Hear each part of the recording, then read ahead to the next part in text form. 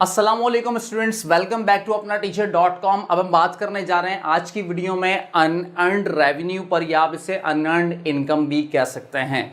सवाल यहां पर ये उठता है कि सर ये अनअर्न्ड क्या होता है। आइए इस बात को समझते हैं कि अनअर्न्ड बेसिकली है क्या, इसका मतलब क्या है, इसको इनिशियली कैसे रिकॉर्ड किया जाएगा और फाइनली इसका एडजस्टमेंट कैसे किया जाएगा। बेटा मैं अपनी बात को कनेक्ट करूंगा अपने प्रीपेड वाली बातों से, जो हमने प्रीपेड एक्सपेंसेस को समझा था। बेटा उसी बात को थोड़ा सा आप सोचें कि अगर मैंने ऑफिस लिया है रेंट पे, ठीक है, और मैंने एडवांस पेमेंट कर दी है उसको, तो मैं उसे क्या रिकॉर्ड करूंगा? तो आप कहेंगे सर आप उसे रिकॉर्ड करेंगे प्रीपेड रेंट के नाम से। अब आप ये बात जानते हैं, लेकिन सवाल ये उठता है कि उसी चीज को जिससे मैंने ये रेंट पर लिया है वो शख्स क्या रिकॉर्ड करेगा? तो वो बंदा उसे रिकॉर्ड करेगा अनअर्न्ड के नाम से, अनअर्न्ड रेवेन्यू के नाम से, अनअर्न्ड रेंट के नाम से उसे रिकॉर्ड करेगा। क्योंकि जो चीज़ अभी मैंने वो मेरा एक्सपेंस नहीं हुआ, तो वही चीज़ फिर उसकी इनकम भी नहीं हुई। इस बात को ऐसे समझें कि एक शख्स का एक्सपेंस दूसरे शख्स की क्या होती है? इनकम। एक कंपनी का एक्सपेंस दूसरी कंपनी की होती है इनकम। और मज़ीद आसानी से बात को समझते हैं। बेटा मिसाल के तौर पे मैं एक कोर्स लॉन्च करने जा रहा हूँ, ठीक है।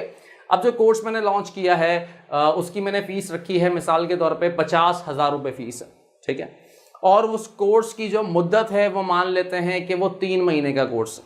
अब आप जरा गौर से सुनिएगा मेरी बात को। मैं एग्जाम्पल लेता हूँ, एग्जाम्पल को जरा टाइमलाइन पे समझाता हूँ, बात समझ में आएगी आपको। अकाउंटिंग ईयर बेटा हमारा वही है, मान के चल रहे हैं जनवरी फर्स्ट 2020, और ईयर कहां पर एंड हो रहा है? December 31st 2020 पर, ठीक है। हुआ कुछ इस तरह से कि मैंने ये बैच स्टार्ट किया नवंबर की पहली तारीख 2020 पे।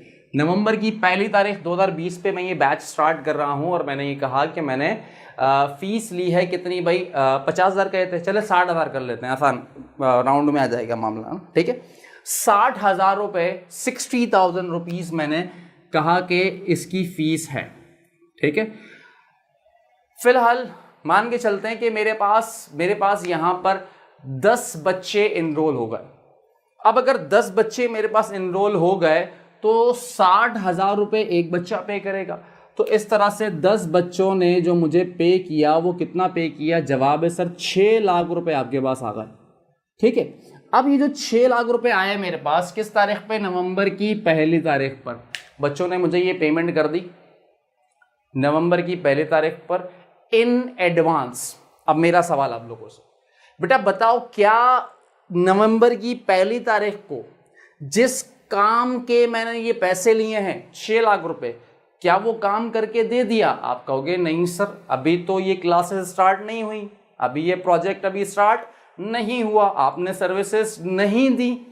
तो आज की डेट पर क्या बोल रहा हूं? 6 लाख रुपए मैं रिसीव कर चुका हूं। मतलब ऐसी इनकम जो फ्यूचर में होनी है, उसकी पेमेंट अगर मैं एडवांस में रिसीव कर लूंगा तो उसे मैं बोलूंगा अनअर्न्ड।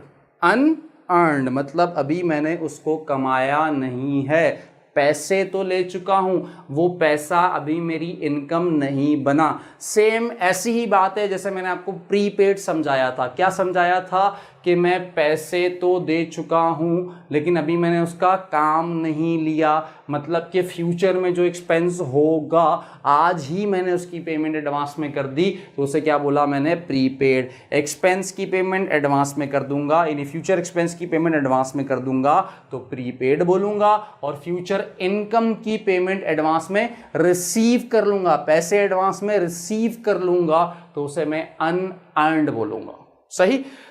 अब इसे रिकॉर्ड कैसे किया जाएगा? डेट क्या है बेटा मेरे पास? नवंबर की पहली तारीख 2020। इनिशियल रिकॉर्डिंग, जैसे मैंने आपको इनिशियल रिकॉर्डिंग सिखाई थी प्रीपेड और एक्सपेंस के केस में, मैंने कहा था प्रीपेड रिकॉर्ड करो या एक्सपेंस रिकॉर्ड करो, कोई फर्क नहीं पड़ता, और हमने इसको प्रूफ भी किया था, फर्क नहीं पड़ा था। सेम ऐसे ही आप इसे अनअर्न्ड रिकॉर्ड करो या आप इसे इनकम रिकॉर्ड करो। बेटा पेयर बना लो, पेयर। प्रीपेड का पेयर किसके साथ है? एक्सपेंस के साथ। अनअर्न्ड का पेयर किसके साथ है? इनकम के साथ, ठीक है। तो फिलहाल तो मैं अभी अनअर्न्ड रिकॉर्ड करके समझाऊंगा, अगली वीडियो में मैं इसको पहले इनकम रिकॉर्ड करके समझाऊंगा, फिर मुकम्मल तौर पे आपको बात समझ में आ जाएगी। फिर ऐसे ही एक्रूड इनकम को भी समझेंगे। आप सीक्वेंस देखो बेटा, सीक्वेंस नोट करो, इस सीक्वेंस में बात को पढ़ते जाओगे, समझते जाओगे, सब आसान हो जाएगा आपके लिए।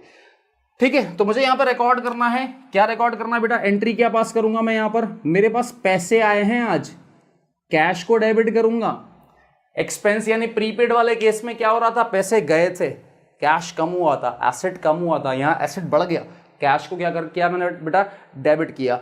और यहां पर मैं जो दूसरी चीज रिकॉर्ड करूंगा वो रिकॉर्ड करूंगा अनअर्न्ड फीस ली है ना मैंने, अनअर्न्ड फी क्या हो जाएगा बेटा, क्रेडिट हो जाएगा। क्यों, ये अनअर्न्ड फी अकाउंट मेरा लायबिलिटी अकाउंट है। सर क्यों लायबिलिटी अकाउंट है, क्योंकि बेटा मैंने ये पैसे ले लिए हैं, 6 लाख रुपए ले चुका हूं, अभी काम करके नहीं दिया, सर्विस नहीं दी, जिस मकसद के लिए, जिस काम के लिए पैसे उठाए हैं वो काम अभी करके नहीं दिया, तो ये लायबिलिटी ही कहलाएगी ना मेरी। तो इसी तरह से अनअर्न्ड फी क्या हो गया, मेरी लायबिलिटी। ठीक है, कितना बेटा, 6 लाख रुपए, सही, सॉरी 6 लाख रुपए।